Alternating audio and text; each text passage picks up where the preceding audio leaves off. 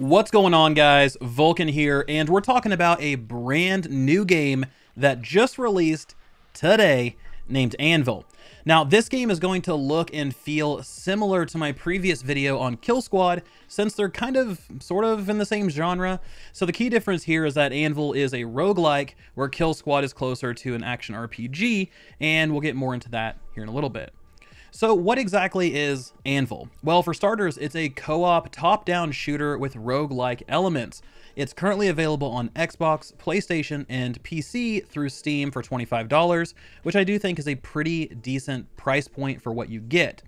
Now, the story of Anvil is pretty light, and just like we saw with Kill Squad, you have this kind of like loose narrative that gives you just enough direction to understand why you're doing what you're doing. Now, the gist of this is that you control different characters called vault breakers. Now, these vault breakers scour the galaxy for vaults, and they crack them open and take all of the relics inside. So basically, we're intergalactic treasure hunters built to kill stuff. But the story here isn't the main reason why we play Anvil. Its biggest selling point is the combat. And I mean, this game has some of the smoothest combat I've felt. Everything just feels tight, responsive. Melee feels meaty. There's a good amount of feedback on every hit and every bullet that really sells the idea that you're actually hitting something. Overall, it's just one of the first things that I noticed when I dropped into a mission is that nuking stuff feels good. Now, the cool thing here is that all of the characters offer many different playstyles, so you get to experience all of these different elements of combat in Anvil. You have characters that are melee only, so you need to get up close and personal, right? Swinging your big axe or your warhammer. You have a frost character who can summon a giant worm to stand behind and let them do all the damage for you. You have a flamethrower user, and so on and so on. And because there's so many different play styles, it really extends the length of time until things become monotonous in the game. So you have so many different things to try out that you don't feel like you're pigeonholed into a single character, and you don't really get burnt out on a single play style. However, right? There's always a but, there's always a and then. So all of this stuff does come at a cost. You see, you need to complete missions and defeat bosses in order to earn enough currency to unlock those new characters. At the start, most of them will be locked, so there is a little bit of a grind in order to get the cash that you need to unlock the one that you want. And because this is a co-op game, you can even have characters that are tanks and healers to fit truly everyone's playstyle. So now that we know a little bit more about the game and kind of what it is the gameplay loop looking like? So from the start, you get to choose a starting character. There are 3 to choose from. You have Elsa, which is the frost witch who can summon the giant frost worm. You can send out an ice wave to freeze enemies, or you can unleash a frost beam that in turn freezes and deals damage to enemies. So as you can see, Elsa, a lot of frost. You have Guillotine, which is a berserker-like character who excels at melee combat. He can shield charge, leap smash, make it rain axes. He has a really cool kind of guard and counterattack system built in. And then lastly, we have the Jungler, which is your basic kind of space commando, right? He can set mines, he can drop down aerial assaults, and he can slash at enemies. So of these 3, there's some pretty basic things here, and I think these ones are the most kind of well-rounded characters. After going through and looking at some of the other ones and getting a chance to play 1 or 2 of the other ones, they seem much more specialized. So these are your starting characters, and to almost no one's surprise, I chose Elsa because I love summons and I love ranged combat, so this one just made the most sense for me. Now, once you choose your character, you can start your mission, and there are going to be 3 galaxies to choose from, each that has a handful of missions to complete. Once you complete all the missions in a galaxy, the next one unlocks, and so on. Now, these missions are split into 5 levels, with some levels having bosses. Now, this is where things will get a little divisive, right? So these levels are very, very, very, very much on rails.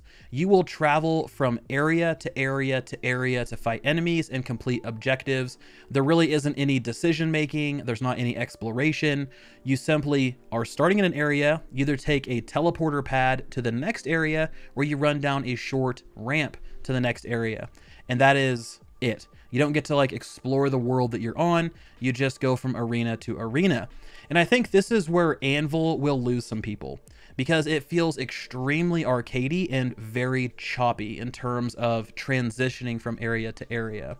But like I mentioned earlier, the combat is what kept me engaged, and it kept me playing, right? Despite this really, I'll say, bad level design. It's truly a bad level design. And as you're fighting your way through all of the different enemies, you're going to see quite a few different things on these maps. So for instance, you'll see some weapon drops, because in Anvil, you're going to start off with a basic weapon, but you can find better ones during your missions that range from common to legendary.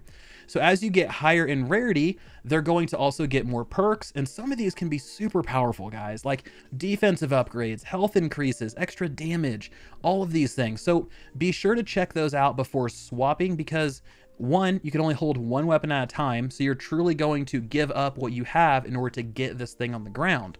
Now, to build on this, each weapon also performs differently. So you might have some that are fully automatic, some that are snipers, some that you have to charge up to shoot, energy rifles, shotguns, all sorts of different weapons. So there were a few times where I found a gun where I loved the perks. The perks were literally just knock it out of the ballpark. Absolutely loved it. But because the weapon itself was such a slow firing weapon, it did not fit my playstyle and ended up being a complete dud and a skip for me. So there might be times where you got to go make a hard choice to skip a legendary drop because the design just is not a good fit for either you or for your character. Now, during your missions, you will also have this timer that slowly ticks down, and once it reaches 0, this like kind of gang of elite enemies will spawn in your position to make things a little bit more difficult for you. Now, most of the time, these aren't a huge deal, right? You can just blast them down, group them up, take care of them just like you would any other enemy. But when you're fighting a boss or you're trying to upgrade your character at an upgrade stone, which we'll talk about here in a moment, it can be more of an annoyance, and sometimes if you're not paying attention, it'll kill you. So I talked about upgrade stones. So peppered throughout the levels are these kind of rectangular floating things that have like basically a fog machine coming out of the bottom of it. So you have those and you have vending machines. Now, some of these you need to spend currency on to purchase upgrades. So that could be something like every attack that I do has an increased crit chance. 1% of the time I might restore 1% of my health, you know, those type of things. So those are really cool. But then there are other ones that have free upgrades that'll make your skills more potent or more powerful. And these ones are kind of like a title stone, I'll say, where you come into the map or the level, and this is a one-of-a-kind stone. You choose it, it gives you some sort of increase to your character's skills, and once it's chosen, that's it. And so this is a really cool system. I like what they've done here because it provides some level of strategy where you need to understand what kind of skills you want to invest in because you like them or you know they'll be effective against a certain enemy type or maybe a boss, versus not investing in certain skills because you know they will not be useful. For instance, if you have a boss that it's very hard to get close to them or they don't charge you all the time, then you probably shouldn't try to upgrade a bunch of mines because they're not going to be used very often to take care of that boss. So those type of things are really cool, and I do like the way they went through and they implemented that. But kind of to give you guys, I guess, a tip, right? So you're not going to have enough currency to purchase everything.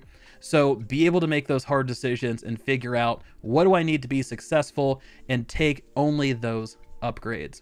Because at the end of the day, if you die or if you complete, if you finish the whole darn thing or if you die during it, those upgrades are lost. These are not persistent upgrades. But there is a form of persistent progression in the game, and these are in the form of skill trees. So these are split into 3 categories: damage, health, and utility. And as you complete all 5 of your levels, you're going to earn some points, which can then be used to unlock permanent upgrades that apply to all characters. Now, there is a slower method to this as you go through, and let's say you can't beat this mission, right? You go through and you just die over and over and over again. You're going to get something called VP points, right? Vault points. And you can take these and they apply to like the season battle pass looking thing. And as you work through this, you'll get stuff like cosmetics. You'll also get skill points. So as you play the game, you're going to slowly become stronger and stronger, and it's going to make things easier and easier for you, which is good because I don't like roguelike games where you go through and just bang your head on the thing over and over and over again, and there's no form of way to progress outside of just dying and getting good or timing things better. Those games to me aren't exciting, so I'm glad they put this type of system in there. So I did want to take a second and jump back to the bosses, because this is a big point. This is a big point of contention for me, per se. So some of the bosses in the game are extremely spongy. They take forever to kill. Even with a pure DPS build, all of the DPS upgrades, legendary weapons, it's just like, oh my gosh. I've ran into some bosses that have over 6 health bars. You have to chew through all of them. This is their way of phasing. As you go through a health bar, they'll enter a new phase, gain a new skill, do something, you know, more deadly, that type of stuff. And that's fine. That's fine. But the problem here is it just takes forever to get through those phases. You know, you feel like you're in a 10-minute boss battle, which doesn't seem like a long time, but it's a long time to be just intently focusing on something. And I do think this is going to be something that a lot of people are going to struggle with. You just feel like you're hitting these things with a wet noodle versus some of the attacks that you're trying to dodge, and it just doesn't form a great experience when it comes to those big ticket boss fights. And I do understand, right? This is a roguelike. Difficulty is the name of the game, but at what point does difficulty turn into unnecessary frustration? The boss battles are cool, they're just too spongy. And I might be, you know, super casual for saying that, but that's just me sitting down playing and my kind of take on it. Okay, so let's pivot a little bit and talk about what you have access to outside of the missions. So I mentioned the skill trees and the classes, but there is one other thing you can unlock, and these are called pets. So these things will follow you around and give you a passive buff. Some of them will increase your melee damage, your skill damage, or even lower your dodge cooldown. So this is just another layer of customization to knowing what type of pet to bring with you to help build your character and provide you with the bonuses that you need. Now, lastly, we have a couple other things. We have one thing called data, and we have one thing called relics. Data is essentially a codex. It shows all of your weapons, your relics, and your skill upgrades in the game. And I really, really like this. It helped me quite a few times plot out what upgrades to look for and then prep ahead of time so I don't have to spend as much time, you know, sitting at upgrade stones trying to figure out which one is better, what do I want to invest in. I just know if I see heal scope, I'm taking heal scope. If I see the crit chip, I'm taking the crit chip. Those type of things are very essential, especially when you have all of these bosses and all of these like elite characters just raining down on you 24/7. Being able to quickly jump into a stone, click what you need, and get out of that stone is going to be extremely helpful. And then I mentioned relics. So speaking of relics, these are another form of permanent progression for each character. These are unlocked after you kill a boss, and they can be equipped onto different characters. Again, this is just another kind of small piece of the pie that lets you customize your character to fit your playstyle. These can be things like 25% critical damage, increasing your movement speed, increasing your attack damage. All of these type of things add up over time and make life a little bit easier in Anvil. So overall, guys, you know, I did have a great time with the game. There are some obvious design choices that don't really sit well with me, but the combat, the customization, and the ability to just have a good time with some friends really helped give this game some stronger legs to stand on. Absolutely love it. You can check out the store page in the link in the description below, but thank you all so much for watching. This has been Vulkan, and I'll talk to you guys next time.